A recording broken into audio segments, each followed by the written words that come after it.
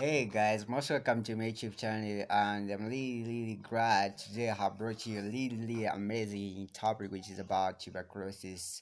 So at the end of the video, don't forget to click the subscribe bell as well as notification bell to keep updated. Today I have a really amazing topic which is about tuberculosis.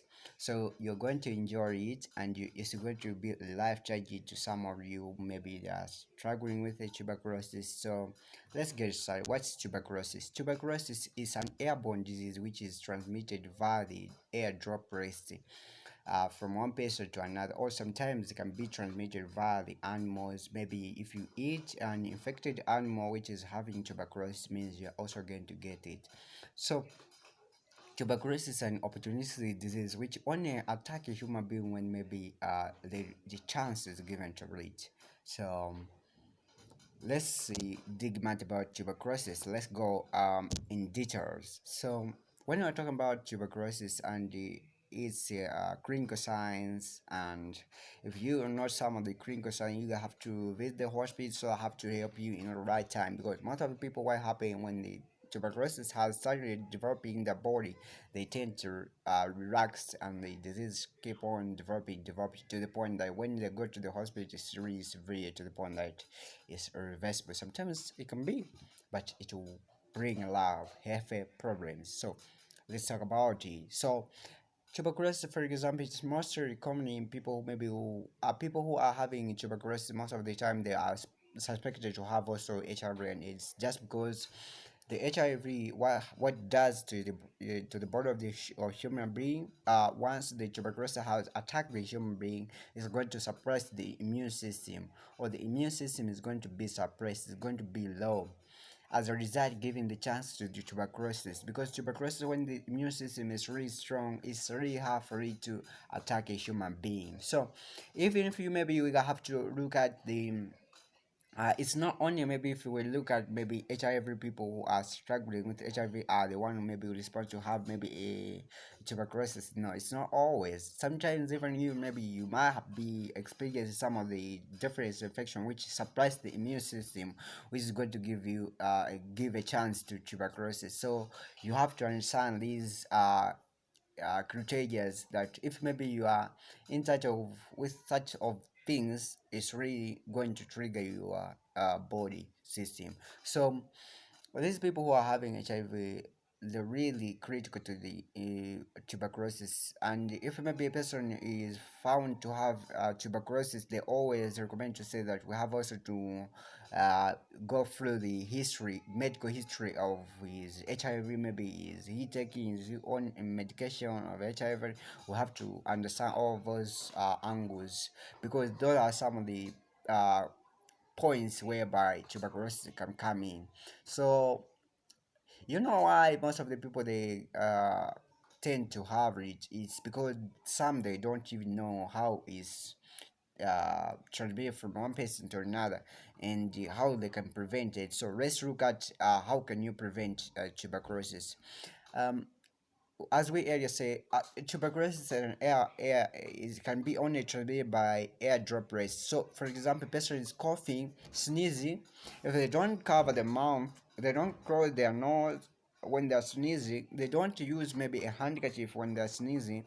The the saliva is going to move from one person to another person, or the spits are going to move from one person to another person. So it's you find that that person has get contamination, or maybe a person in case the tight area whereby there are maybe some saliva, or maybe someone had when he was maybe talking, maybe when he was sneezing, the droplets had to fall on the table. Then someone accidentally came and touched that place where the tuberculosis is.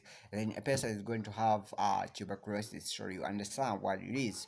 So if maybe if this person the immune system is really low, it means the tuberculosis is going to start its process to develop to the point that the person start feeling experiencing maybe different signs of it. So some of the signs you find that maybe a person is having low weight, the weight is going to be really low, just because um, the person the infection is attacking the body, and when he is eating, he eats race, right? So it's going to affect the body weight. So you find that the body weight is really low, and so if we look at another point is you find that a person is having persistent cough. His cough, when he cough, it goes like queer, right? When he's coughing. So all of that, maybe sometimes he cough frequently, cough for so long time. So you find that person is suffering, is experiencing this for a long time. So you just have to know that what I'm going through, I think, is tuberculosis, and you have to visit the hospital so they have to help you.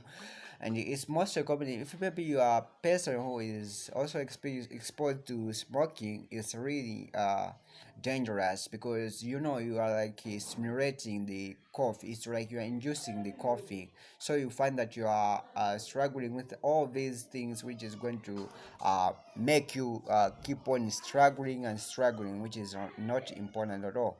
So let's look at some of the ways how you can identify your tuberculosis. When you go to the hospital, you have to visit the hospital. Over there, they will have to get your sample, your sputum sample. They go and submit to the lab, whereby they are going to carry out the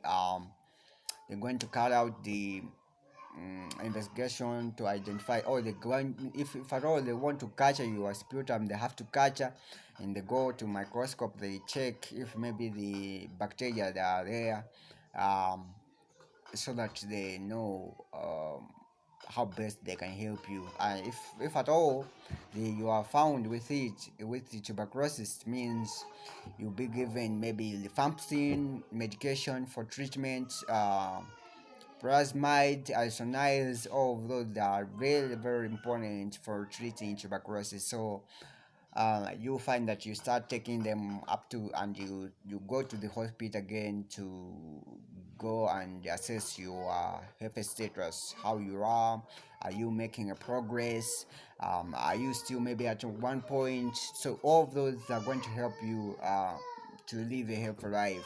And over there, they're going to help you to educate you what type of food you have to be eating, so that you have to maintain your weight. Remember, we said they'll be low body weight. So all of those things that are going to help those people to know how best they can help you. So if you find maybe you are struggling with tuberculosis, it's curable. It's really curable as long as you maintain the medication in the right time. And if maybe you are also found with, maybe you also struggle with the HIV and AIDS, you can also have the point of taking medication for HIV as well as tuberculosis, so that you don't allow it to keep on developing in your body, or to start making your body to start allowing other conditions to keep on attacking you. So this is really important. It's going to help your health. It's going to maintain your health. You're going to live a life of rigorous, a very very healthy life. So